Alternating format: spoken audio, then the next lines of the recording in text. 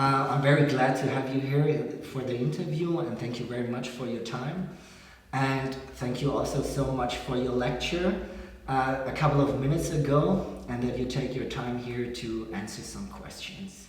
You were talking about measuring ad and web all together. Could you sum up in 2 or 3 sentences what your lecture was about? Yeah, absolutely. So today we spoke about a new way to measure app and web together in Google Analytics. And so finally, your web and app analytics are all in the same platform, in the same language, with consistent metrics and dimensions. And so really diving into what's available today and what the vision and roadmap is sort of what we focused on. Oh, wonderful.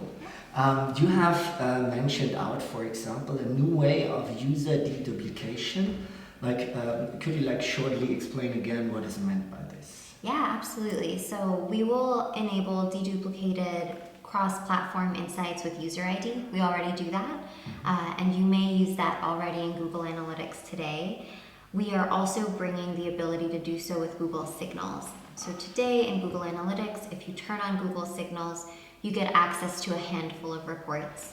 But with App+Web property, Google Signals will enable cross-platform measurement across every single report within the UI, including the analysis section. So really exciting and truly bringing that cross-platform, cross-device analytics offering to reality.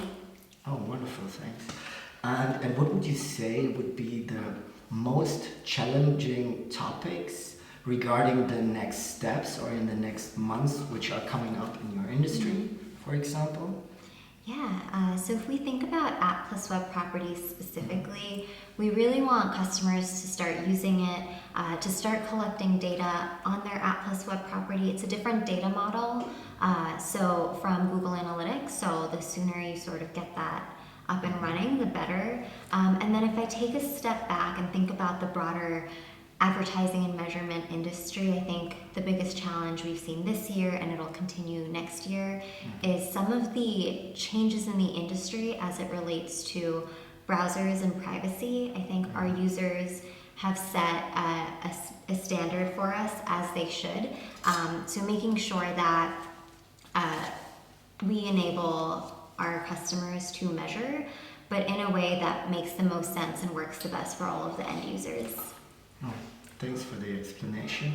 I have an additional questions. I think regarding the migration phase, it will be a good starting point for the industry and also for customers and clients to start with app and web property data collection. Do you have any kind of recommendations, even if the people aren't working with Firebase at all?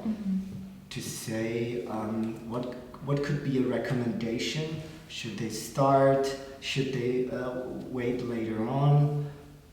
Yeah, I think it depends on the client use case. And so, for example, right now for retail customers, it doesn't make sense because we don't have the e-commerce reports in there, but those are coming soon. And so once they're in there, it makes a lot more sense for our retail customers to start investing time in using App+Web properties. And they get more because they get an understanding across web and app. I think my recommendation is turn it on, start collecting that data. If you're able to, if you're not using the Firebase SDK yet, but you're able to implement it in addition, I know that's sometimes difficult, but if you can, do it. And then the App+Web property, it doesn't mean that you have to have both. You could use it if you have a web data only or app data only. And so getting started wherever makes sense for your business is the best next step. Okay, wonderful. In that case, as it is for free and the use for free, all the clients and everyone who is interested can easily start with collecting the data into the new style of collection. Right? Yeah, absolutely. Anyone can go in and create this new property type. Okay, wonderful. What would you say is the most important challenges or topics you will focus on in 2020? We saw you have the roadmaps with the next and the latest steps, and we saw great features as the integration of the GMP and upcoming like the query linking and so on and so on. What is like the most important topic for you in 2020? Yeah, so we walked through the roadmap for the next couple of quarters. There are a lot of amazing use cases in Google Analytics today that we didn't cover. So really building out that 2-year roadmap for our customers so they understand when all of their use cases, anywhere from as big as a DB360 integration to something like roll-up reporting, when that'll be available, and that'll make it easier, sort of going back to one of your last questions, but when does it make sense for customers to start? I think that 2-year long-term planning will make it a lot easier for customers to understand when it makes sense for them. And then I think the other huge priority next year is really encouraging our customers to get that data collection in their App+Web property. So if they're already using GTM or GTAG, it should be pretty straightforward and not require a ton of changes. So really just, getting that started. Okay. Thanks for the explanation as well. We are going to nearly end the interview nearby. And are there any last words you want to add for the audiences and especially, for example, for the Google or for the Analytics Summit committee and people who are working? Do you have any kind of last words you want to say?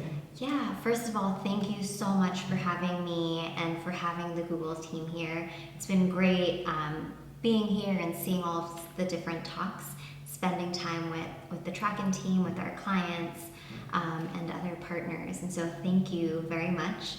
I think for our clients,